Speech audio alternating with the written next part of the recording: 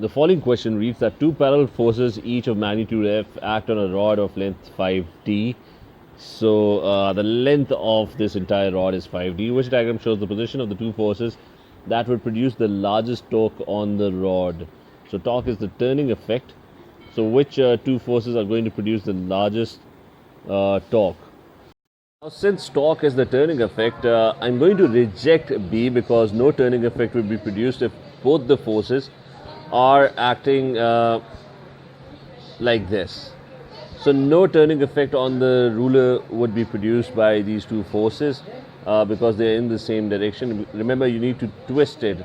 For example, over here, the one force is acting downward, the other one is acting upward. So this would produce a turning effect.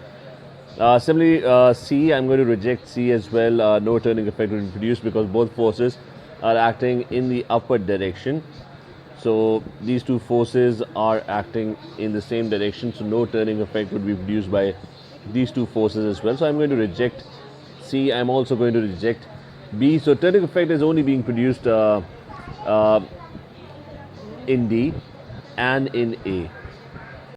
So let's examine option A and option D.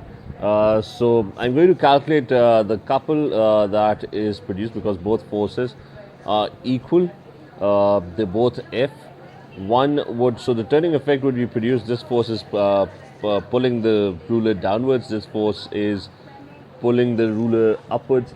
So a turning effect would be produced by these forces, and the turning effect or the couple produced would be F multiplied by the distance between them. So it's going to be F into D. Similarly, in this example D, you again have the same force, but the distance is bigger now. So F is pointing downwards. It's going to rotate it this way. This F over here is going to rotate it this way. So a turning effect would be produced over here as well. And the couple that would be produced over here would be F multiplied by the perpendicular distance, which is 2D in this case. So you can see that the couple produced is bigger. The turning effect produced is bigger in option D.